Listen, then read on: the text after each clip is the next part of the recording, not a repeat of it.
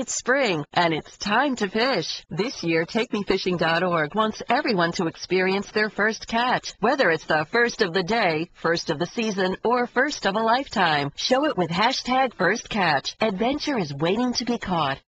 National League Central rivals go head-to-head this weekend when the Pirates face the Cubs at Wrigley. Swing and a miss, he struck him out. The pregame at 3 Eastern, first pitch at 4. Saturday on ESPN Radio and the new ESPN app. This is the Best of Mike and Mike podcast on ESPNRadio.com. The Best of Mike and Mike.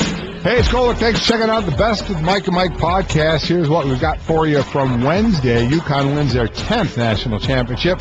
We're going to talk to Geno Auriemma and discuss the value of great coaches, questioning a blown call that should have been corrected, getting ready for the Masters with Jack Niklaus.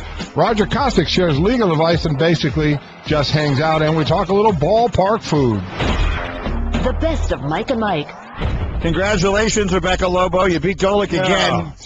Congratulations, Geno Auriemma and the women of UConn, champions of the women's college basketball world and champions of the world.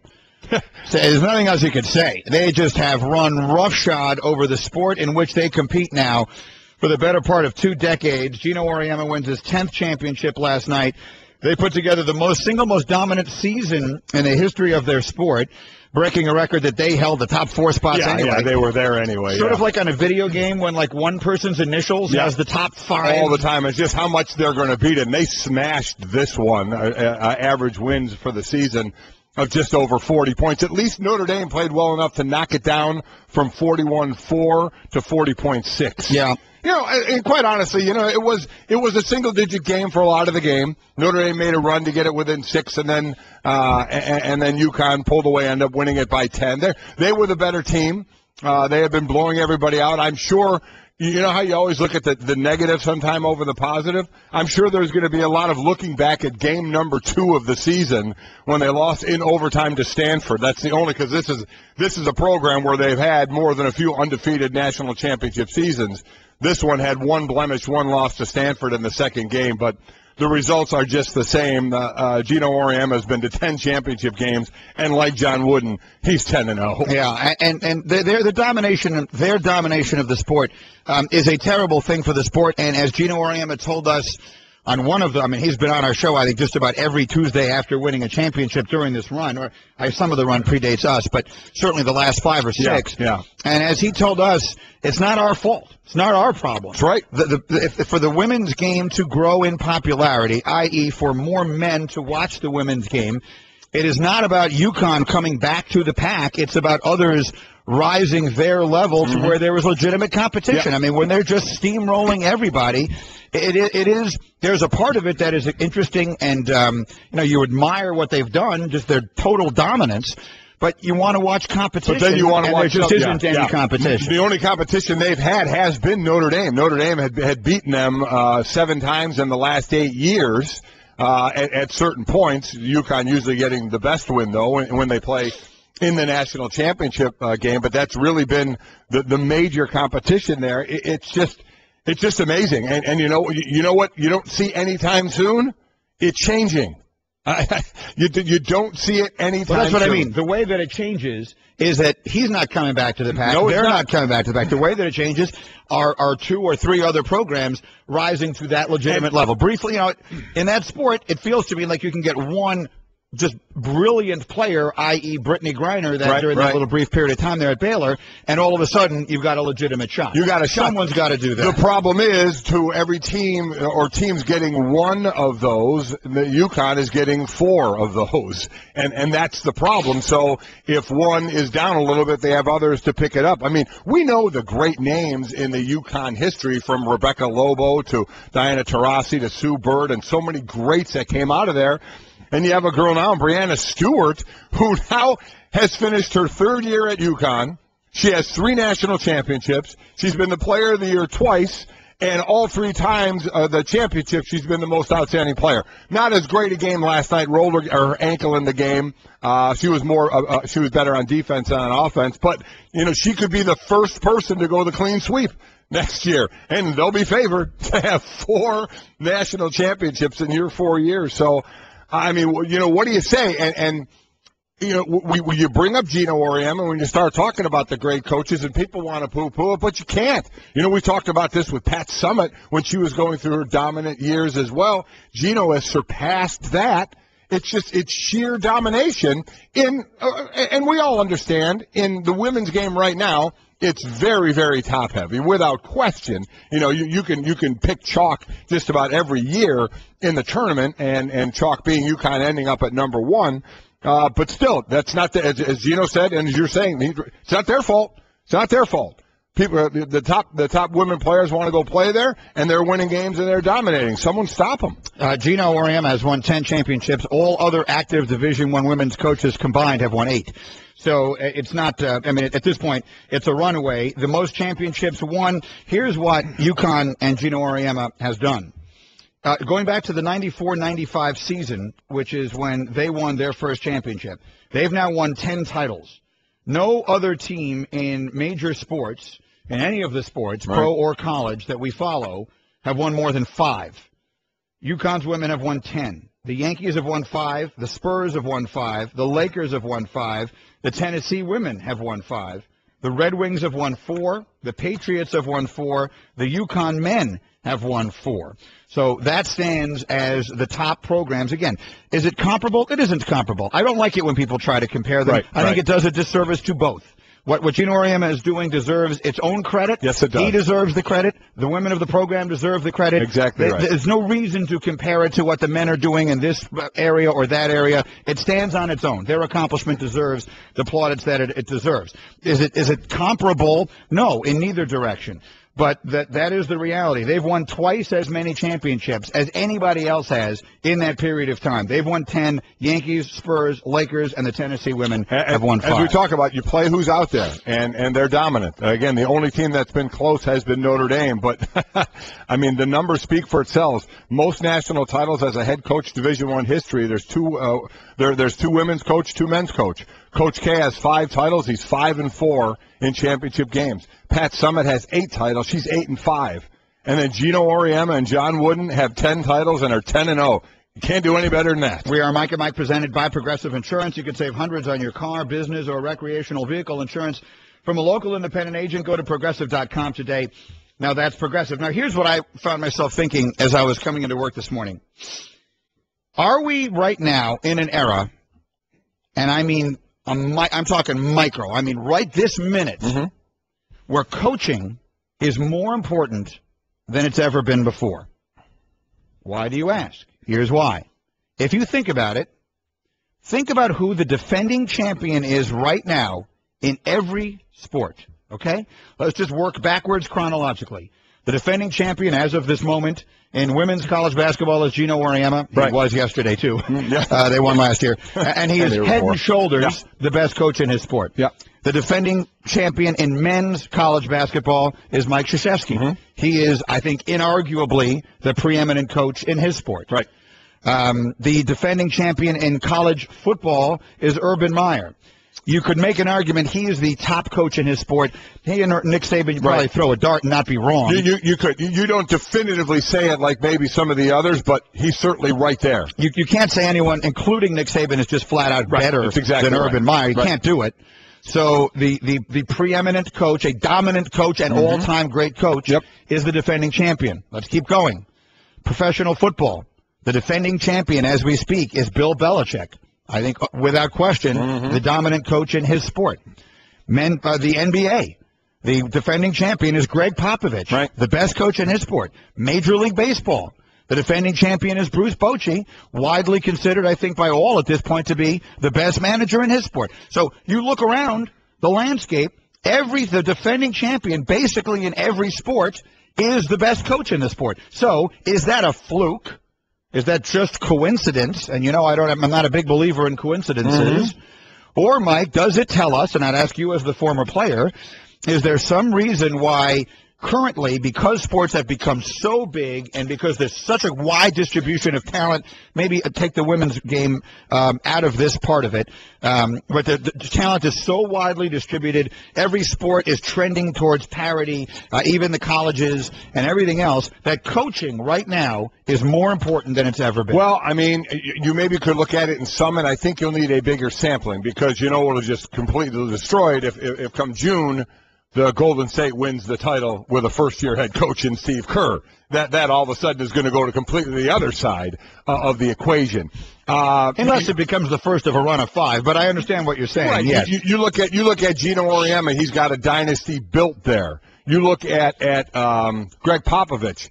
Doesn't have the top players in the game, but you look at him and say he gets the guys to work together. You look at Urban Meyer and you say, I mean, listen, he's the one you probably talk about the most because he did it with 3 quarterbacks. Right. The biggest games where they was deemed a third-string quarterback, and any of his quarterbacks could probably go start just about anywhere in the country. So I think situations are different. Geno Auriemma already had the skids greased on this one. This has already been a runaway train going. He's coaching by far the best players. Yes. And relative to their sport, absolutely. Well, no, I mean, yes. of any of these. Yes. Which is to say, his players are head and shoulders better than the teams he's competing exactly. against. Yes. That's not true of anybody else. Again, that's a function largely of less distribution of talent in his sport, but that's growing and changing. 20 years from now, I think that'll be a completely different picture. As of right now, they don't really have legitimate competition. All the others we're talking about obviously do. They do.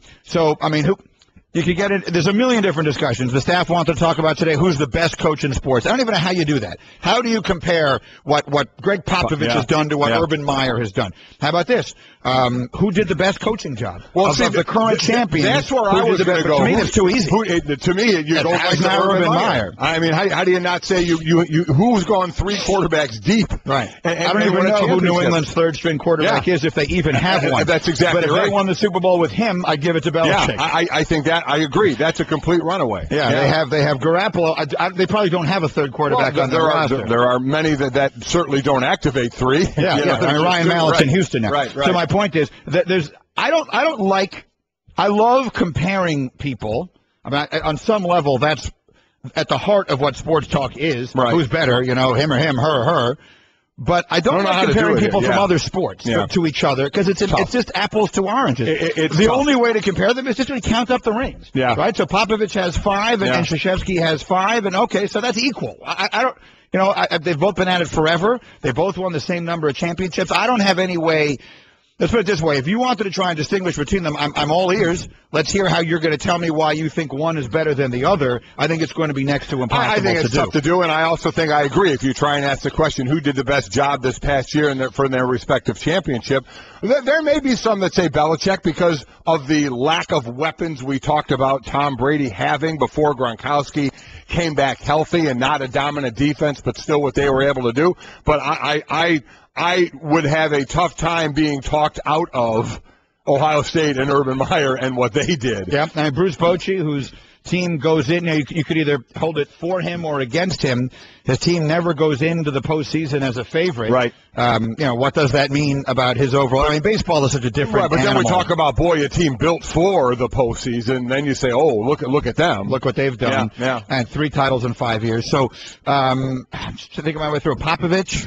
And Popovich has reincarnated that team, a second time. If you look at the team he's winning with now, even though the thread of commonality is Duncan, if you look at the team that he was winning with when he won his first 2 championships versus what they're doing now, it's so different. Yeah. Brady has the only thread of commonality with Belichick through all of that, but he may be the greatest quarterback of all time. Again, the best coaching job for one individual year has to be Urban Meyer. Has to be Urban Meyer. I don't know how you can go anywhere else. The most important position on the field, and your third one. I guess in theory, if you wanted to compare one of them to him, you could say Coach K because basically he played 4 freshmen and won a championship with them.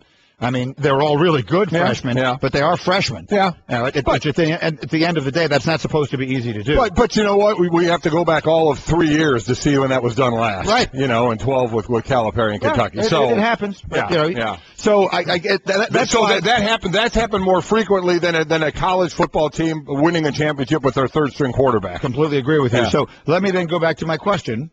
Do you think this is, I think it can only be one of two things. It can just be a coincidence, or it can be some little, at least mini indication that coaching is more important than it has been in the past. There's no way I want to say it's a coincidence, because that would be a slap in the face to these great coaches. So it could be just a coincidence that in one given year or at one given moment, we're just picking a random moment in time, right? I mean, there's going to be a new champion in the NBA pretty soon, and it may not be Greg Popovich, as you just said. Yeah. So we're just picking a random moment in time, and we're picking 6 sports or 7 sports. Then there's probably some coincidence to it, but, just in saying that, I feel like I'm disrespecting the job that they did. Because, listen, in some sports more than others, and depending on your team, less coaching sometimes is needed, and the players take care of it on the court, field, ice, whatever. But, every one of the coaches we're talking about are Hall of Fame, going to be Hall of Fame type coaches. All right, we are Mike and Mike. Coming up in exactly 1 minute, something happened yesterday. Someone said something yesterday that it probably shouldn't have surprised me as much as it did, but it shocked me. And I literally wrote myself a big note that said, how does this happen? You'll hear what it was in exactly 60 seconds on Mike and Mike after this word from Citrix Go-To Meeting. Mike, think about the time, the money, and the hassle that it takes to hold a meeting, particularly if members of your team are spread out all over town, especially if they're spread out all over the country. Our recommendation, meet your clients and your coworkers online with Citrix Go-To Meeting. Makes it so much easier to meet with your team whenever you need to, wherever you are. With Go-To Meeting, you meet from any computer, tablet, or smartphone. Forget the travel expenses or no hassle of traffic and getting through that. Your team can join by clicking a link. No sign-ups, no speed bumps. Turn on your webcam with HD quality. It's like being in the same room where you can share screens to present, preview, get feedback in real time. Because with GoToMeeting, everyone sees what you're seeing, so your team can get on the same page and get going. We want you to sign up for GoToMeeting today. So we're going to give it to you for 30 days free. You got nothing to lose. Visit GoToMeeting.com. Click the Try It Free button. Do it now and have your first meeting up and running in just minutes. That's GoToMeeting.com for your free 30-day trial. That's a new one from Flo Rida. He was here in our studio yesterday. Yep. I am struck by what a good guy he is. Very nice guy. He really is. Very, very, very nice guy. Made the rounds yesterday.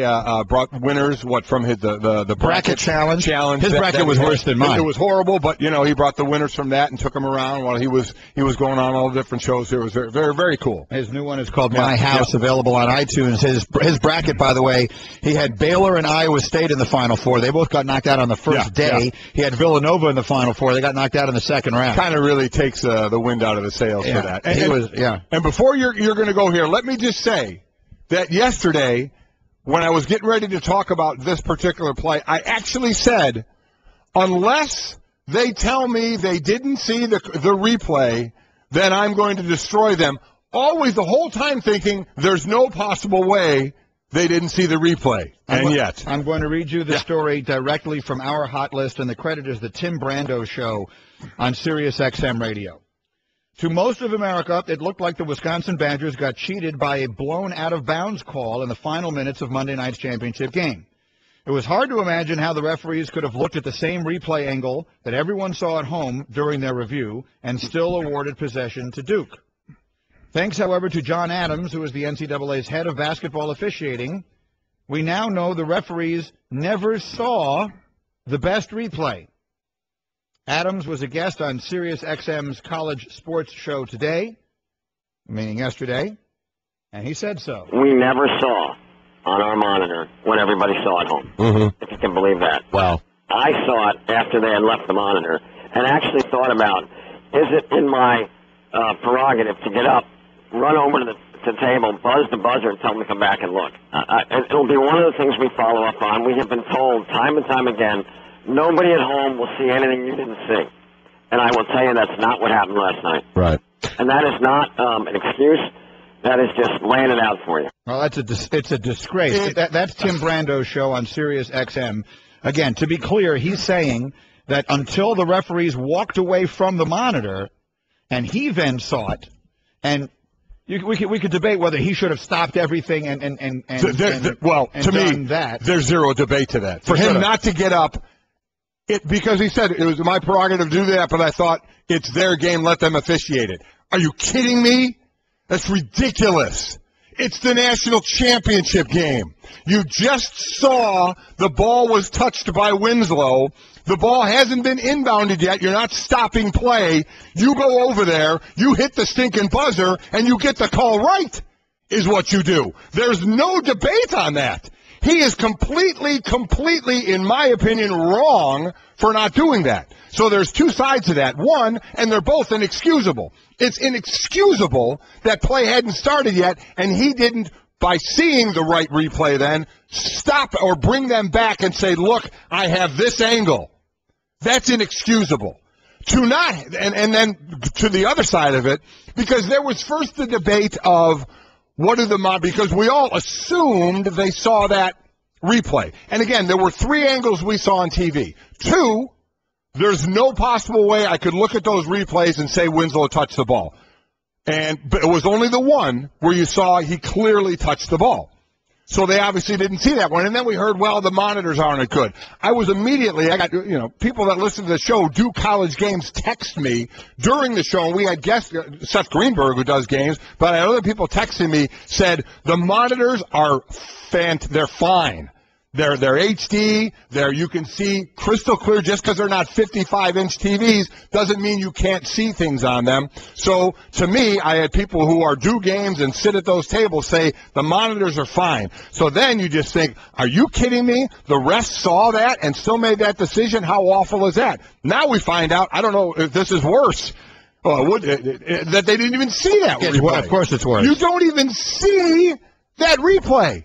I don't even understand how that's possible at all, and something obviously that needs to be fixed. So there were two inexcusable things that happened there.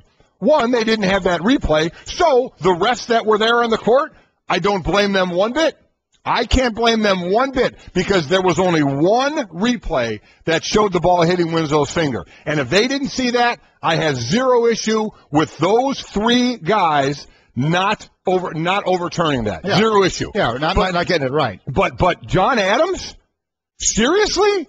You don't go over there? You think it's their game, let them officiate it, and they just looked at a monitor. So they're using, where we have replay, you're using it. You just saw a replay where he hit his finger. How do you not call those guys back? It's a joke. I'm even more, as you're saying that, I'm realizing how right you are. Because that wasn't where my mind went when I first read the story. Yeah. You're 1,000% right. He absolutely should have stopped it while he still had the opportunity to do it. That wasn't my first thought. My first thought was, how the hell what did they say the rating was of it the other night? It was the highest rated game in however many years. So however many millions of people saw the call and know what happened, but the three people who matter did not. That's impossible. It's impossible to imagine. That was the note that I wrote to myself. How does this happen? So the more I think about it, you're 1,000% right. He's in the wrong. But the first problem is, how in the world do they not have the replay? Why do you have the replay? I have the replay. Ray and Cerruti and Nick Nate and everyone else in this room have the replay. And the three people who are actually charged with making the call don't have the replay. And you know who else had the replay sitting in front of them and not too far away was the monitor? The rest were looking at the announcers. Yeah. They're all saying, well, there's the one right there. It's going off his finger. That's the thing, yeah. So how do we assume, how do we can think that those refs aren't seeing that? The rating was a 17.1. I don't know exactly how many millions of people that represents, but it's a lot. The best of Mike and Mike. Mike and Mike. Guys, when you buy your clothes at DXL, you look good. But you feel like a rock star. So if you want to look and feel like you'll find all the brands you love, waist size 38 and up, all in one awesome store. DXL, you're looking good. Right now, select dress shirts are just $49.50 each when you buy 2 or more. The best of Mike and Mike. Geno Auriemma winning his 10th championship last night as the women of UConn beat Notre Dame 63-53. Auriemma 10-0 in championship games. He matches John Wooden for the most ever by a college basketball coach. And again, with the win last night, Rebecca Lobo beats Golic in their second annual wager. And so Golic is going to have to wear a leprechaun suit. Yeah. We're going to have to find a leprechaun suit that fits a 6'5" man. I think that's the whole idea of it, that she's 6'5" as well, that it wasn't going to fit us well. We'd look ridiculous in it, but I have to wear that and sing the UConn fight song. I've worn the leprechaun suit twice. And it fits you well. In losing wagers. It fit fine. We got ones that fit me fine.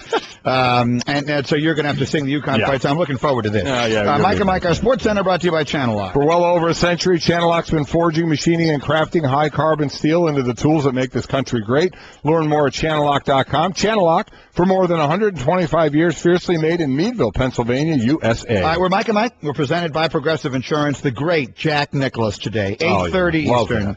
On the Subway Fresh Take Hotline and the day before the Masters. Tomorrow morning at 7:40, Jack Niklaus, Arnold Palmer, and Gary Player will be hitting ceremonial opening tee shots. I love that. To begin the Masters. So we're looking forward to Jack today for sure. Again, the setup, for those of you just joining us, there was 1 minute and 52 seconds remaining in the men's national championship game on Monday night. Duke was leading Wisconsin 63-58, and a ball clearly upon the viewing of a third instant replay went out of bounds off the fingertips of Duke star Justice Winslow. The officials went over to the monitor, they looked at it, they came back, and they awarded Duke the ball. America collectively went, what? How in the world did they not see what we all saw? As it turns out, again, I'll play it for you one more time. This is from the Tim Brando show on Sirius XM. According to the NCAA's head of basketball officiating, John Adams, the reason they didn't see they didn't make the call is they didn't see the replay. We never saw on our monitor what everybody saw at home, if you can believe that. Wow. I saw it after they had left the monitor and actually thought about, is it in my prerogative to get up, run over to the table, buzz the buzzer, and tell them to come back and look? It'll be one of the things we follow up on. We have been told time and time again, nobody at home will see anything you didn't see. And I will tell you that's not what happened last night. Right. And that is not an excuse. That is just laying it out for you. It's terrible. So there's two different sides of it. Again, John Adams is telling you that before play had begun, he saw the replay, and he could have hit a buzzer that would have called them back. Clearly, in our opinion, he should have done that, regardless of whether it's something that has ever happened before or not. Who cares? If he knows at a critical spot in the biggest game of the year, a mistake is about to be made that is preventable, and he can change it basically immediately, I don't see any reason in the world why he shouldn't. I don't either. He went on, you heard him say, it's my prerogative, get up, run over to the table, buzz the buzzer, and tell them to come back. He went on. You didn't hear there. He went on to say, that's how critical I thought the play was, and concluded that this is a job for the guys on the floor, and I've never done this before. Why would I do it tonight and perhaps change the balance of the game? Why you would do it, John? Because it's the right call. And isn't that what we're supposed to get with instant replay? You saw the ball went off Winslow's finger, changing the outcome of the balance of the game. That would have been the right, and we don't know if it would have changed the balance, but it would have been the right call. Wisconsin should have been awarded the ball. I have no idea if that would have been the start of them coming back and winning the game, but they should have had the opportunity to. So for you to say it was up to those guys and I didn't want to do it and maybe perhaps change the balance of the game, are you kidding me? Just because you haven't done it before? If it's your right to do it, you should have done it. It's actually unfair to them. It's unfair to the officials who now are the ones who are going to have laid upon them, you didn't get the call right. Now, the secondary question is, how do they not get that? Obviously, they're not seeing the same feed that we are on television. CBS, I don't know the exact number of cameras they have at the game, but I mean, it's a million, right? They've got it's the national championship game, for crying out loud. There's an uncountable number of cameras on the action, one of which captured that moment exactly. And if the television network can show it to America, there has to be some way the officials can see it. Otherwise, don't have instant replay. Just go with what they thought they had and just get on with your day if we're just going to see some of the angles, but not necessarily all of them. That's absolutely the best ammunition I've ever heard for people who are against instant replay, which Mike and I have been battling for years. We had this argument, remember, over the years of Bud Selig and everybody else. We have been huge proponents of instant replay and everything. I'm in favor of getting it right. Just get the call right. If you can get the call right, get it right. There's no logical reason why you wouldn't. So what we have to get to the bottom of, because we don't know the answer to this. I don't. Is what is it they're seeing Why is it they're not seeing what the rest of us are seeing, and how does that get changed? I don't know. And is there in this anywhere that they just didn't? I mean, they were there for a while. Did they not look at it long enough to see that? But the point is, they looked at it as long as it took CBS to show the right angle. Yeah. You had seen it. Jim Nance had seen it. So they were there that long. So clearly, CBS had found it. No. I agree with you, America. But I guess officials at a monitor can stop looking at a monitor whenever they want. You know what I'm saying? To not maybe get to that view and determine they can't tell, so we're not going to change it. I don't know. I'm just trying to think of all the angles. All the possible angles here. Did they see every single? When we say they didn't see it, did they not see it because it wasn't available to them, or they didn't look at all the possible replays? That's the next question. We don't know the answer to that, of course, and it would be nice to know. But the bottom line of it is, it's just a shame. It's a shame that a call like that, and we already knew it was a bad call regardless. But now we know just how preventable that was. Right. And as you said before, if the score had been 63-62 instead of 63-58, it might feel like a bigger deal. But at that point, for Wisconsin to get the ball back, there's a minute 52 left in the game. In a 5-point game. Are you kidding me? They have a chance to win the championship. It's a championship. Yeah. So it just. If I'm a Wisconsin fan and I'm hearing that, I'm really upset. It's just that simple. I'm really upset by that, and you just sort of, what can you do? But if there's some way of making this better, then it would be good. I'm getting a million notes from a million different people, so maybe we can, maybe we'll get to a little more to the bottom of this as we go. But if I was in Wisconsin this morning, if I'm waking up in Madison, Wisconsin this morning, I'm not crazy about this. Yeah, not at all. It would make me feel bad. But the reality of it is, they already knew they had gotten it wrong. By the way, one other change, whatever it is they change, if they can change something in all of this. The one other thing that I would like to see happen is the next time we see a college basketball game, the shot clock should be 24 seconds. Agreed. Your college basketball is, among other things, a way to prepare players for professional basketball. Basically, every professional league has a 24-second shot clock. Certainly our professional league has a 24-second shot clock. I've heard people say cut it to 30, cut it to 28. If they wanted to do that, it would be better than what they have. I would be completely in favor of 24. And all the other things that they're talking about, I think this is more important than all the rest of them put together. Widening the lane, bringing out the block charge arc, and all those other things. I'd be in favor of a million changes. But if there's just one, I think they need to shorten the shot clock. It would make the game infinitely better. Just that alone, you're right, gets the game moving more. Completely agree. The other thing, just very quickly, that I saw in one of the notes yesterday, I thought was funny, and Ray will tell me whose column it was. I'm now forgetting who it was, but someone did the much too early look at next year's top 25, like predicting who the top 25 was going to be. Eamon Brennan, he has Kentucky number 1. This on the same day that John Calipari said he expects to lose at least 5, if not as many as 7 players that they're number 1 again from his team. But he has them projected to be number 1. That is just amazing. An amazing testament really to what he's got working in Lexington, Kentucky. All right, coming up next, let's have some fun. Baseball fans, we're going to give you a chance to design your experience for the 2015 season. Mike and Mike. Told you last week that if I had the choice between playing with Keegan Bradley and Luke Donald or playing with Michael Jordan and Tom Brady, I would take the Dolphins. And the entire world would take Jordan and Brady. I think he's crazy. I'd rather play with MJ and Tom Brady, but that's cool of him to say that. And if you had a choice, who would you choose? I'll pick Greeny because he chose me. Yeah, I appreciate him saying that. Attaboy, Keegan. What Keegan doesn't realize, by the third hole, he would want to wrap a 9-iron around your neck. Not true. It's so true. I'm rooting for Keegan Bradley. I always do anyway. I love him. He's a good, young, fun player to watch. I agree with that. I absolutely agree with that. But he would get so horrifically disgusted with you by the third hole. And you know what I admire about him? When he won the PGA, he came on our show. We congratulated him. We interviewed him briefly. He's a very good interview. He's a real smart kid. And then at the very end of it, he snuck in a Go Patriots. He's a crazy fan of all the Boston teams.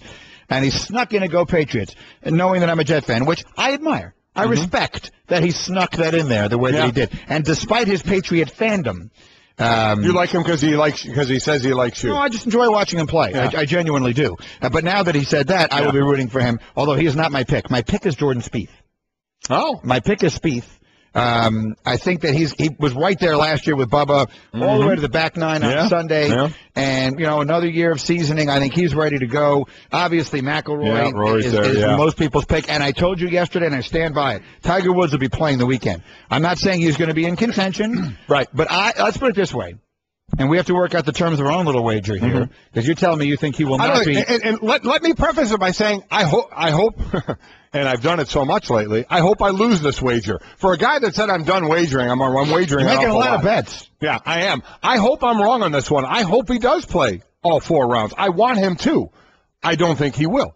I think he will. We'll have this wager. We'll find out. Anyway, looking forward to the Masters, as always. Sports Center with Mike and Mike, brought to you by Subway. At Subway, you can make every morning the best morning ever with breakfast sandwiches made fresh with everything you love, like Chipotle Southwest sauce and green peppers. Have it on toasted flatbread or any of your favorite freshly baked breads. Find out why people love Subway breakfast. Subway, eat fresh. And as I mentioned before, speaking of the Masters, Jack Niklaus on the Subway Fresh Take Hotline, 8:30 Eastern this morning. All right, speaking of things to eat, the baseball season has begun. And I think I have just a feeling it's going to be a really good baseball season. I'm excited for it to get going. It would feel a whole lot more like baseball if it ever stopped being so darn cold where we live. But either way, there's a great story from Sports Business Daily about just the collection of bordering on insane food products that are being offered at ballparks across the country. And I get it. I like it. People are trying to entice people to come out to the ballpark, and they're doing creative stuff with food. And I'm not knocking it. But some of it is just completely crazy. I mean, for example, in Texas right now, they have 8 items that have bacon in their names. And that's not counting the prepackaged bacon cotton candy. They have tater tots tossed in buffalo sauce with chicken or steak, sautéed red and green bell peppers, pickled jalapenos, and spicy queso hollandaise. The food products that are being offered at different ballparks are crazy. In Detroit, a fried jalapeno topped deviled eggs on strips of bacon. Does that interest you? Yes. Okay. I mean, look, again, to each his own. In D.C., Throw-In Cheese features 3 types of grilled cheese sandwiches. Going on there, Virginia wine and beer and a popcorn mix with smoky bacon-infused caramel. Virginia peanuts and hints of bourbon. See, I don't think bacon and caramel should ever go together, but that's just me. Citizens Bank Park has a hamburger that has 9 patties. I see Jim Rome was making fun of it, and to be honest with you, I agree with him. Making fun of it? Eating a hamburger with 9 patties. Me? Well, or get it for a group. Well, what he said was, how are you supposed to eat that? You're supposed to pay for it, tweet a picture of it, and walk back to your seat like some kind of celebrity. I mean, I don't think there's any real way to eat a hamburger. Sure there is. Could your mouth fit over a hamburger that is not? Break it apart, All right, the point is, no one needs a hamburger with 9 patties. No. I agree with that. You can get 9 hamburgers if you want to. I agree with that. But here's what we decided we'd do just to have a little fun. Because, take me out to the ball game, buy me some peanuts and Cracker Jack. You got your hot dogs, you got your cotton candy. There are the ballpark staples, the stuff that has been at baseball stadiums basically since the inception of the sport and will be there as long as they play the sport. All well and good. Let's say that you had the option of just having that at the ballpark, and you could add one thing that you would like to eat at the ballpark. What would it be? I got mine. Golic's got his, and we'll ask for yours. You can tweet them at us, at Mike and Mike. Nick, give me a hashtag here. And then we will open up to chatter as well. So let's hear from you, 740-535-MIKE. That's 740-535-6453. Chatter is Twitter for your phone. You got 14 seconds to tell us what is the one food product you would like to have available at the ballpark, and we'll use the hashtag #BallparkFood. Wow, he went crazy on that one. That's a good hashtag, Nick. Nate. Don't listen to Golic. You don't have to be as creative. Food. It's a good, you know what? It tells the story. You know what would be better? Ballpark treats. No. It tells the story. They don't have to be treats. I want them to be treats. What would be the one thing, Golic, you would like to have available at the ballpark? S'more station. S'mores. I think there'd be maybe a couple of areas, depending on the park, where you actually have, this may be a little dangerous, a fire pit. Okay? That's a terrific idea. Let's have an open flame in a building filled with 40,000 people. It may be a little dangerous, but I'm looking at a fire pit and skewers. I think it could go well. It could go well with the hard liquor they're now serving in Philadelphia. It's right next to a margarita stand, I believe. But no. And you get the fixings for s'mores, and you get to melt them. You got your graham crackers. You got your graham cracker. You got your Hershey bar, and you got your marshmallow. You got the fire pit you melt your marshmallow, and you make your s'mores. You know what I say? It's a s'more station. What could go wrong? Nothing. I agree with you. I think it's fantastic. Terrific idea. Yes. You could package s'mores, I know, but much more fun to make them. Much more fun to make them. It would be like summer camp all over again. Yeah, absolutely. Maybe a pretty girl will let me kiss her. Oh, God. Anyway, okay, so I think that's a fine idea. Station. A fine idea. Yes. A s'more station. I'd like to do some sort of a caprese salad. Oh, God, it always goes back to that. I think now, the one thing I did once say is soup. I like soup. I come from a long line of people who eat a lot of soup. But most soup is hot soup, and baseball was played in the summer. I agree. That's why I'm not on soup. Now, you could do a cold soup. There are a lot of delightful chilled soups. Yeah. I love gazpacho. You know what a cold soup is to me? A hot soup left out too long. No, it's not. That's what a cold soup is. No, but there are some soups that are meant to be served cold, particularly gazpacho. I'm just not meant to eat them. No, you know what's delicious? Right. Have you ever had a cold cucumber soup? Oh, it's delicious. It's usually done with it's like a yogurty kind of a base. It's like a white, creamy kind of a yogurty base. And cucumber, it's very tasty. Like dill, there's usually a nice dill sense to it, or gazpacho. But I'm not going to go soup. God. I'm not going to go soup. I'm going to go, I'd like the fixins of a nice salad, like a caprese salad. You get like the nice roasted, marinated vegetables, little mozzarella cheese, little nice sun-dried tomatoes. That'd be a delight. A little balsamic drizzle. I should say I don't even know you, but the problem is I do, and it's still disgusting. The best of Mike and Mike. Mike and Mike. 18-time major champion and recent recipient of the Congressional Gold Medal. The one and only Jack Niklaus is back with us. How are you, Jack?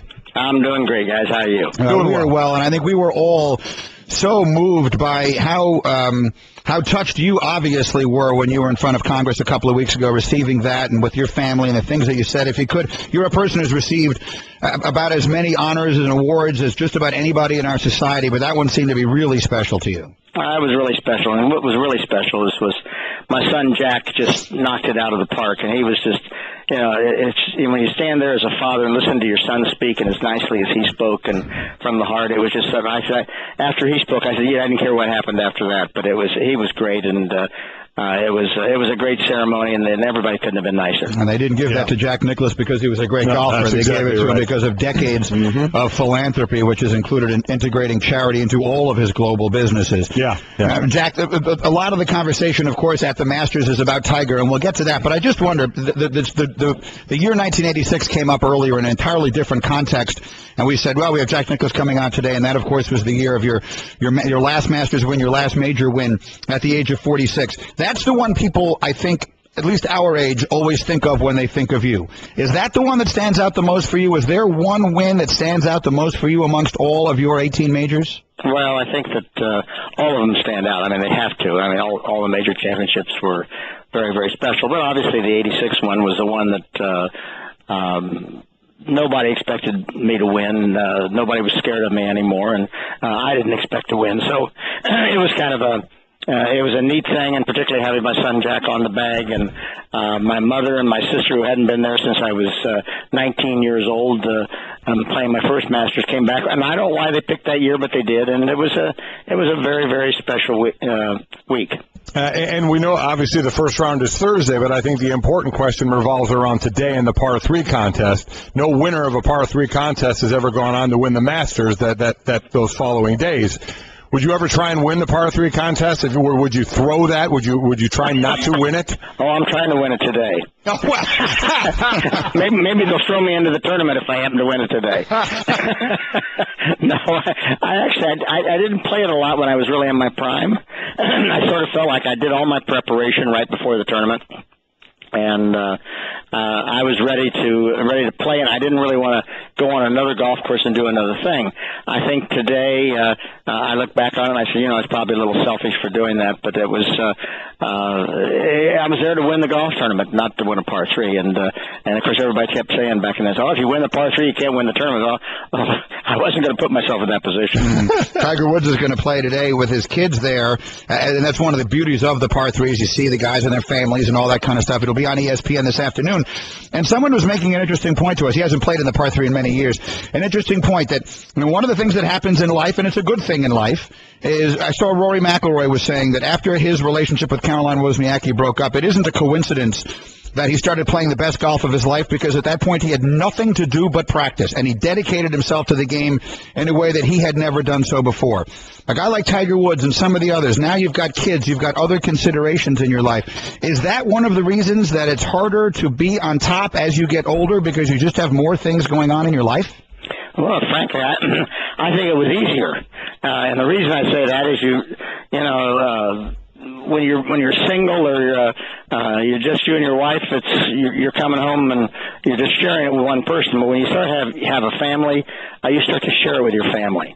And I just love coming home and having my kids be excited about my playing well or being part of it, or the whole thing. Now my grandkids, never saw me hit a shot in a major, but I've got 22 of them, and they just we talk about a lot of different things, and it's kind of neat to be able to share that with your family. I think it's I don't know. I think it's a calming influence rather than one that actually is a detriment. The par 3 contest again, live from Augusta, 3:00 Eastern on ESPN. It was interesting. Rory McIlroy, the top golfer now, talking about the Masters, saying that he used to play it thinking about the shot I can't hit, or this is where I can't land the ball, instead of now he says I'm thinking about where I should land the ball. Did you go through that at Augusta when you were younger, through more of the negative thought of this is where I can't hit it instead of this is where I need to hit it? Well, you always hear everybody say, be positive about this, be positive about that. I was a little more practical than that. I think you always had about 6 shots on any golf course, and particularly here at Augusta. You've got the tee shot at 2, and you've got the second shot at 11, the tee shot at 12, the tee shot at 13, second shot at 15, the tee shot at 16. Those are the shots that you can get in trouble on. So, you sort of say, no, I don't want to hit it there. You do have it's not a negative. It's just I don't want to put it there.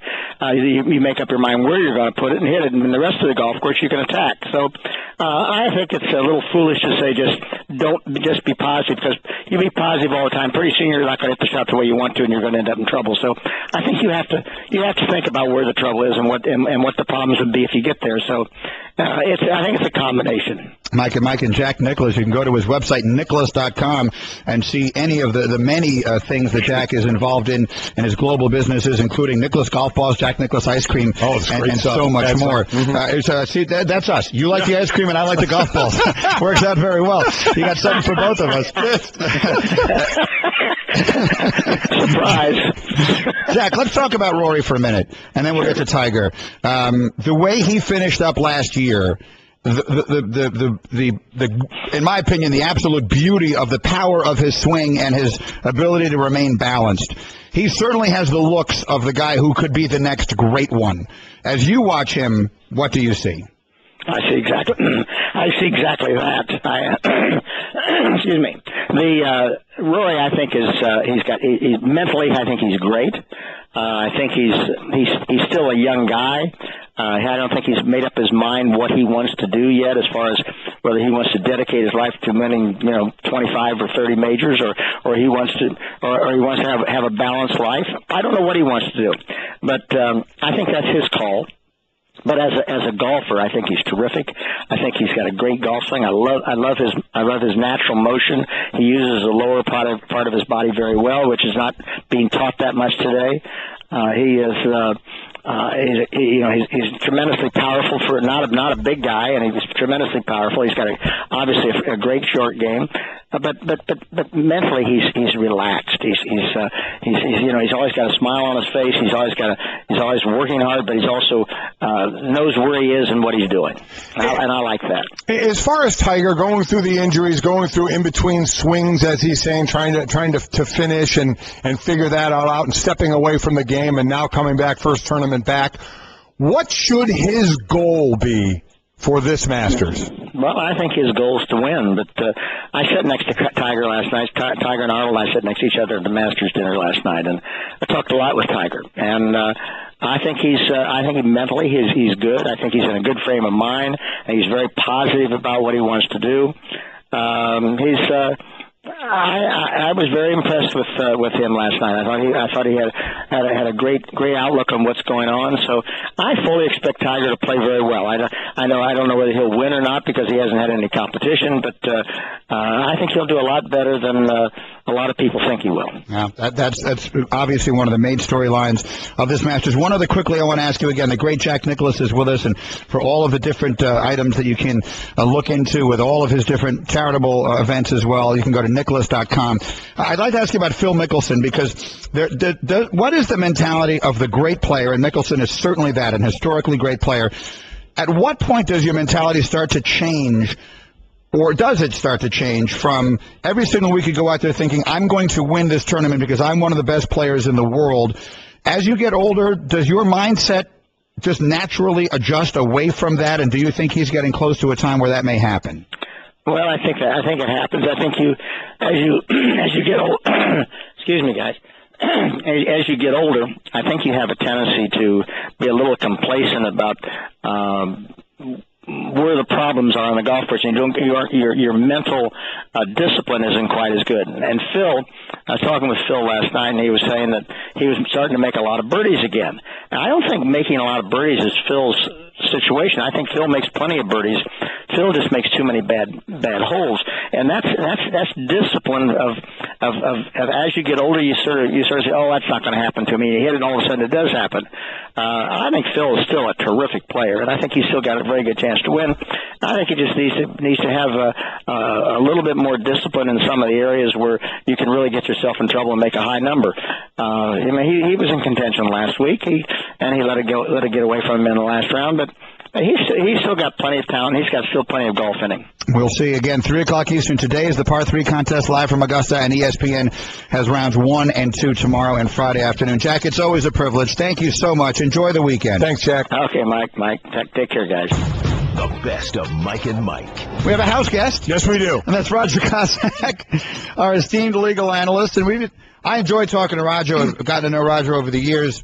Back in the old days, we used to go play in Jim Calhoun's celebrity golf event together. We'd always go to the casino. Right. And if you haven't been, obviously most people have not, playing blackjack with Roger Cossack is a lot of fun. A lot. And Golic, by the way, loves blackjack. Yes, I do. No one plays. Yeah, you would enjoy playing. I would like that. Roger will slow the dealer down. That's Roger's. But wait, hold on a second. Let's talk about this. Before you turn this card over, think about how you're going to feel and think about how I'm going to feel. This is the stuff. Have a conversation with I want you to think about it. I want you to go slow. That's I want great. you to think about it. I see here a 9. Do you see a 9? I see a 9. Especially when you got money up for the dealer as well. You know, there's 2 people in the game. You bet. It's a lot of fun. Mike and Mike Rogers here, and obviously the subject matter that brings Roger here is about as far from fun as you can possibly be. We are awaiting a verdict in the Aaron Hernandez murder trial, and Roger will be here to provide all of his analysis for that, be it on Mike and Mike or all the other shows, depending upon what time that comes across. Is there an expectation that could happen as soon as today? Yeah, it could happen today. We were talking at the break about the OJ trial. You know, they came back within 4 hours of when they were sent out. That obviously didn't happen here, but I expect that it's going to be a few days. So we'll try and mix in a little fun as well, but that is something that fascinates me. The first time I became aware of who you were, and I would guess most people in America, was your coverage of the OJ trial for CNN, and you had the show with Greta Van Susteren and all that sort of thing. But the OJ trial, at least to me, I've pointed out many, if I ever go speak at a school or whatever it is about journalism, the OJ trial, in my opinion, changed journalism in this country. It changed the way things are covered. It was the first event in that era of time. That was pre-internet, but it was the explosion of cable TV and all of that stuff. People who didn't even know where CNN was on their channel, on their cable, went and found it and found coverage of that. Did it change the way the legal system functions in this country? I think it changed 2 things. First of all, I've always said that the OJ trial was the first reality show in America. It was the first time, I think, that networks and the people understood that you could put on a show that was a reality show, unscripted, unwritten, and that you could get ratings, that people were interested in real life. And I think in some ways it brought about reality shows. The other thing, and to get more to your question, is I think that because it was so new, it was the crazy trial that it became, showbiz trial. But today, because of the Internet and because of the fact that we're used to it, and judges, I think, know how to handle these trials better, it's not the same craziness, far from it, that O.J. was. In fact, if you look at the Hernandez trial, you could have watched that streaming. You could have watched the entire trial, and I watched quite a bit of it, and it was a trial. It was a judge who was in charge. It was lawyers who knew what they were doing. You never saw the jury. You did see the witnesses testify, and it was a trial with the exciting parts and the not so exciting parts. The players in it, from the prosecuting attorney to the defense attorney to the judge, and I know everybody is different, but are there thoughts of what can come of this for me? Because it's all so televised, because we saw what happened to just about every player in the OJ trial, what went on for them. Yeah, I wrote a book and everything. Yeah, you know, I'm more concerned. I think today, not so much. I think then, yes. I'm more concerned about jurors who get in these high-profile cases, who see themselves as possible authors down the road, and that conflict of interest. I think lawyers and judges pretty much understand what this is. Of course, you're going to run into those who grandstand for the camera. But, again, in this case, this was a trial with the good and the bad. But, like, the one thing we can't control, First Amendment gives us that power, is we can't tell jurors you can't express themselves. And I'm more concerned about that in high-profile cases. Mike, Roger Cossack is here. Okay, so let's get to this. You were on with us last Friday, but for those who weren't listening, and Mike, you were not here either. When you have a case, when you're a prosecutor, which you were at one time in your life, and you have a case that is purely circumstantial, right, which is you have every reason in the world to believe this guy is guilty, but I can't 100% prove it. How often, I know I'm asking you now for a statistic like this is a sport, but how frequently is that successful? How often does that work, and how often does a juror come back and say, you know what, I'm not going to put a guy away for life if you didn't 100% prove it to me? You know, there's various degrees of circumstantial evidence. This is one where the degree of circumstantial evidence asking for a conviction is very, very high, as we talked about. Yeah. You know, there's no witness and no murder weapon. There could be no witness and a murder weapon, and they could have found fingerprints that perhaps pointed to Hernandez on that. And you could say, well, that's circumstantial. His fingerprints on the weapon must have been used, gun in his hand. In this case, no weapon, as I said, no witness. It becomes difficult, and there are gaps because of that in the prosecution's case, and they just have to tell a jury, look, use your common sense here. Reasonable doubt doesn't mean any doubt. It means reasonable doubt. Use your common sense. From I guess the observer like me, the casual observer watching this, if he doesn't get convicted of first-degree murder, right, what can he get convicted of, and what can that mean jail time? Well, he's also facing a charge of second-degree murder. And second-degree murder in Massachusetts carries a life, up to life, but with the possibility of parole, as opposed to first-degree murder that has no possibility of parole. So the average sentence, usually they say the average, obviously it's up and down, but is usually 15 years if he gets convicted of second degree. And second degree is murder, but without that premeditation, which actually I thought if they were going to convict him of anything, I thought the evidence was stronger toward a second degree. One of the problems I think the prosecution has in this case is they failed to show a motive.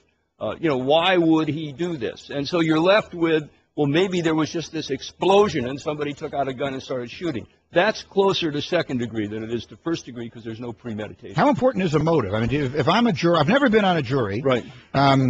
If I'm a juror, I'm trying to think in my own mind, would I need you, you're the lawyer, and you haven't shown me a weapon and you haven't shown me a witness.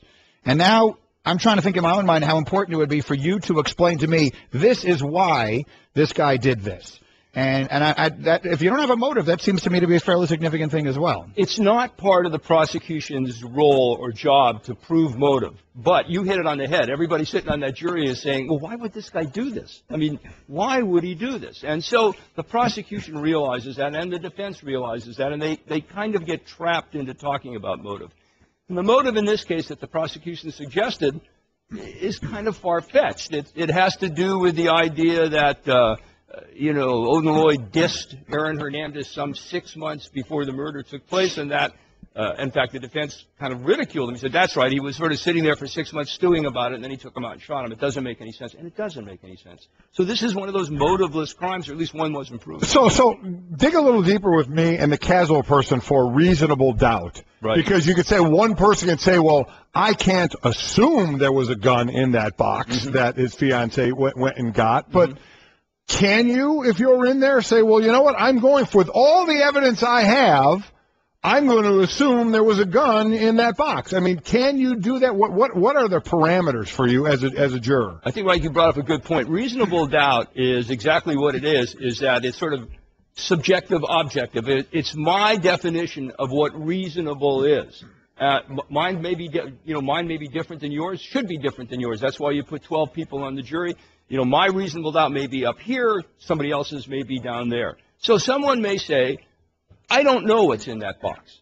The prosecution doesn't know what's in that box. You don't know what's in that box. I can't assume there was a weapon in that box.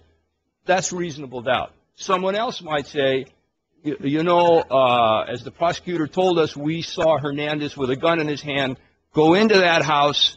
Later on, when the police searched it after the box was taken out, there was no gun in that house. There was a gun in that house, and that's when it went out in the box. That's the prosecution. But only one person has to think that. All you need is one of those 12 for a hung jury, and hung juries are considered defense victories. Mike and Mike. Roger Cossack is here again, keeping an eye and an ear on all of that. If and when there is a decision in that, as soon as today, obviously Roger will have all of the coverage for you. We'll change gears on a dime here. 1 minute for Scott's, and then there's a lot of other things we have going on, and we will show you another side, the Roger Cossack that we know. There is more to him than merely his vast legal expertise.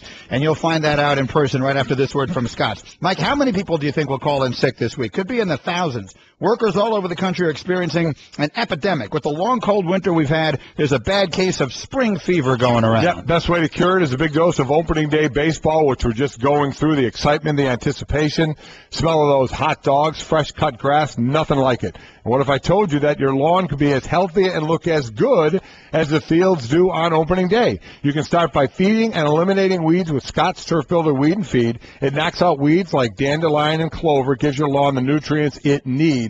Send in the star player of the season, Scott's Turf Builder Weed and Feed. Weed your lawn and feed it. Scott's is the official lawn care company of Major League Baseball. Play the Go Yard Challenge for the chance to win a trip for 4 to the World Series this year. See official rules at scotts.com/goyard. No purchase necessary. Ends May 31st, 2015. Jefferson dribbling, 3, 2, 1, and the UConn Huskies are women's basketball national champions. A third straight national title and an unprecedented 10th all-time. The Huskies roll 63-53 over Notre Dame. All right, Mike and Mike, the call on the Westwood One's NCAA Radio Network. Quick changing on a dime. Yeah. Roger Cossack will stay here. We'll talk more with him. I'm against this. As we continue. I'm against this interview right now. Golic is all upset because his Notre Dame Fighting Irish lost again last night. Yeah. That's another bet you lose to Rebecca Lobo. I'm tired of talking to him about his championships, and I'm tired of losing bets to one of his best players of all time, is Rebecca Lobo. But it is our pleasure to say congratulations to now 10-time national champion Geno Auriemma from the University of Connecticut. Back with us on Mike and Mike on the Subway Fresh Take Hotline. Congratulations, Coach. Thanks, guys. I really appreciate that. And I've not seen the picture of Mike in the cheerleading outfit, so my year is not complete yet until I see that picture. And that's a bad thing, Coach, is that was from last year's bet when you beat Notre Dame. This year, now I have to wear a leprechaun outfit and sing the UConn fight song. So Rebecca's having a whole lot of fun at my expense. With you, I heard you talking about your team, saying early on you didn't trust them. And obviously at some point you did, as you went on and lost the second game of the season and won the rest. At what point during the season did you say, okay, they have my trust now? You've been on enough teams to know that some teams just start out great. Everything goes great the first week, and then it just gets better and better. And then others, they gotta work at it, and they gotta earn it a little differently. Sometime, probably right in the middle of January, there just seemed to be a growing trend in practice where the challenges that we threw in front of them, the obstacles that we put in front of them, they embraced how hard it was, rather than give you that look like, man, why do we have to do this every day? Why does it have to be this hard? And that's when I started to get a sense that they're starting to see it now. They want to be great by working at it, not just because they're Connecticut and somebody's going to hand it to them. Geno Auriemma, 10-time national champ, with us on Mike and Mike. I really enjoyed the sit-down conversation you did with John Gruden that aired on SportsCenter. I watched it on parts of it on Sunday. I just thought it was fascinating. I mean, parenthetically, it's the kind of thing I think we should be doing much, much more of, just to hear the two of you talking about coaching. But the answer that you gave that I thought was most interesting, and for those in our audience who didn't hear it, he was talking about all the pressure that is on you, on being the one everyone expects to win. It would have been a stunner had your team not won a championship, had your team not gone out and dominated, basically. If somebody look at the game last night and say how they only win by 10 points. And I thought your reaction to that was really interesting. For our audience, if you could share the way you view that pressure and the way you turn it around. Well, I do think that pressure is what makes you great. I do think with the absence of pressure, it's hard to do great things. And when you're the favorite, the pressure is on the other team to beat you. You know, I mean, I think we've all played golf at some point. If somebody said, you know, go beat a guy who's on the PGA Tour, the pressure's all on us because we know we can't do it. We know that even if we play the perfect game, 99.9, we're going to lose. So I like to tell my players that there's no pressure on us whatsoever. If we're the best team and we deserve it and we play our A game, then we're going to win. And it has nothing to do with what the other team is going to do. And that there's real pressures in life. You know, your mom, you know, if she loses her job, you know, or somebody's trying to pay the bills. And there's real pressures in life. Being the favorite and being the best team and going out and proving it, I try to explain to them that's not pressure at all. Most national titles as head coach, Division I history. Coach K, 5 titles. He's 5-4 in title games. Pat Summitt, 8 titles. She's 8-5 in title games. And then Geno Auriemma and John Wooden, 10 titles, 10-0 in the games. And listen, I know I've told Greeny about this all the time, from coaches to athletes. When you look back on things, at times you look back on the negatives more than enjoying the positives. And I know, if tell me the truth, that at some point this offseason, if you haven't already done it, you're going to look back and say, God, I wish we didn't lose to Stanford and this was another perfect season. You know, I might do that, but I'm not as caught up in the perfect seasons anymore. I kind of like when we lose during the regular season because it lets everybody in Connecticut know, hey, you know what, you can still win the title without having an undefeated season. You know, it's not bad to lose once in a while. No, the one that rips me is losing to Notre Dame in the 2001 national championship semifinals. That's the one that still kills me, Golic. I love that game. I thought that went down. Love that game. One of my favorite. I still have it on tape. Geno Auriemma is with us, 10-time national champ. There was so much made about the comments you made last week about the state of the men's game in college basketball, and I saw you address it last night with Kevin Agandi and company on set. And I like the way you said sometimes it's the way you say things that gets you in trouble. But if people look at the women's game, they're going to say the biggest problem with the game is that Connecticut just destroys everybody. Yep. It takes a lot of the – and you were on the show maybe 5-6 years ago on this exact day, the day after a title, and you said the answer is not for us to come back to the pack. The answer is for everyone else to catch up to us. We may not notice it, but you might. Are they catching up? Is there more parity in the sport that you right now dominate than there was 5 or 6 years ago? Well, first off, you're right about, you know, sometimes the way I say things, you know, clouds the message. What I said, and I stand by it, is that there needs to be some changes, you know, and I'm speaking as a fan of the men's game. All of us who watch and see these great athletes, you know, and the game is behind the times a little bit in rule changes that the rest of the world has moved on. NFL has moved on. College basketball has moved on. You know, baseball changed the rules. The NBA changed the rules. You know, and college men's basketball has kind of held on to their rules, and there needs to be changes. I'm speaking as a fan. I wasn't comparing it to the women's game. Believe me, we got plenty of issues on the women's side. Plenty. But I wasn't asked to compare. I was just asked to comment on, as a fan, the men's game. And 99% of the men's coaches know I'm right. So the way I said it probably pissed everybody off. But I understand that. I understand it. But on our end, on the women's side, there's not enough good players to go around yet. You know, people keep comparing what we've done to Coach Wooden. We're kind of in that era, Mike. We're in that era where, you know, there's not enough great players. They go to just a bunch of schools, and it's going to take some time. It's going to take some time, and you think back then, you win 2 games in your hometown, then you go to Final Four, and there were hardly any games on television, and there wasn't a whole lot of interest, and then all of a sudden, it exploded. It's women's sports though in America, and we always have a hard time getting the kind of traction that you need to really. But we've carved out a piece for ourselves, and we've got a great fan base. The crowd, that we get at the games is way better than it's ever been. But it's just going to take time for the young players to get better. There are more good programs now than there were 10 years ago. There are more teams now that are good than there were 10 years ago. There are less great teams because the town is starting to spread around. We just happen to be in a cycle right now where we're at it. We're pretty good. Yeah, I would say more than pretty good, Geno. And you win your games by an average of 40 points for a season. That's pretty good. You deserve all the accolades you get. You deserve to have your name up there with the great coaches of all time. You have earned that by the way you've coached the lady UConn players out there. You've been fantastic, and I say that in buttering you up by saying I don't want to talk to you anymore. Next year at this time, I'm not going to lie, I want to talk to Muffet McGraw. I don't want to talk to you, but we'll just have to kind of wait and see what happens there.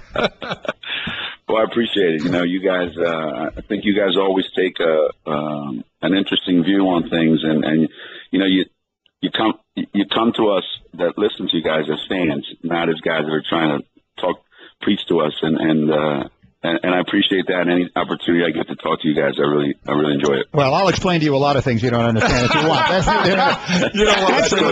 because you're from Northwestern, so you're at even another level than Notre Dame. Boy, that's exactly right. And very quickly, just while we have you, this was where we opened the show this morning. Right now, the defending national champions in almost every sport, and by that I mean pro and college, this is the run of the coaches. Geno Auriemma, Mike Krzyzewski, Urban Meyer, Bill Belichick, Bruce Bochy, and Greg Popovich, generally considered to be the elite coaches in their sport. And I asked the question this morning, is that just a coincidence we're taking a snapshot of one day, or does it mean that with increased parity in all sports that there is more of a premium on coaching now perhaps than there's ever been before? What do you think? Well, I can't speak for all the other sports, but I think that I think the coaching matters the most of anything I've ever seen is in the NFL. I think that matters more than anything else. Here in let's say basketball, one or two guys can change everything, but I think the common thread, Mike, of all the coaches you named is they've been at it a long time. And, Urban Meyer's moved, I understand that. But most of the coaches you name, they've been at the same place for a long time. There's a culture established there. And you get these owners and athletic directors and everybody, they want a quick fix. So they're constantly changing coaches. They're constantly having to go in a different direction. And I think the stability in those programs that you talked about, I think other than obviously the great stars, has a lot to do with their success. It's a really good point. Yeah. Excellent thought. Geno, congratulations. Again, it's just magnificent. It is. What can you say? It's 10 for 10, and it's probably not anywhere close to being done. Thank you very much for the time today. I appreciate it. Thanks, Geno. Guys. This has been the best of Mike and Mike on ESPN Radio Pod Center. To hear more from Mike and Mike, log on to ESPNradio.com and become an ESPN Radio Insider. The best of Mike and Mike. ESPN Radio. With the action on the court, the diamond, or the gridiron. Comes alive. The NBA. The San Antonio Spurs are the world champions. Major League Baseball. San Francisco Giants are the champions of the baseball world. The new college football playoff. College football playoff national champions, the Ohio State Buckeyes. Your home for the best in sports play-by-play. ESPN Radio. Ah, isn't this weather great, Golic? Yeah, it's been a long time since we've had a day like this. Oh, and we're doing it upright. Some Johnsonville brats on the grill, a cold drink in our hands, feet kicked up. This is how to live. Yeah, can you imagine all those people who have to be inside working on a day like this? Yeah, those poor people. Oh, I'm just so glad you found those guys to fill in and take our place on the show today. Wait, what? I thought you were going to get the guest host for today. No, Greeny. I said I was going to get some root beer floats. Well, then who's doing our show right now? Well, that's not good. We better get back to the studio. But Golic, the brats are ready. Oh, man, Johnsonville brats, all that full, juicy flavor that comes from only premium cuts of pork. We could probably enjoy a couple of these before we head back, right? I don't see why not. That static seems to be doing okay, and it's certainly not going anywhere. Then neither are we. Pass me one of those Johnsonville brats. Johnsonville, served with pride since 1945. Find delicious recipes for the grill at johnsonville.com. Two of baseball's best go head-to-head in interleague action when the Tigers head to St. Louis to face the Cardinals. That one is gone. The pregame at 7 Eastern, first pitch at 8, Sunday on ESPN and ESPN Radio.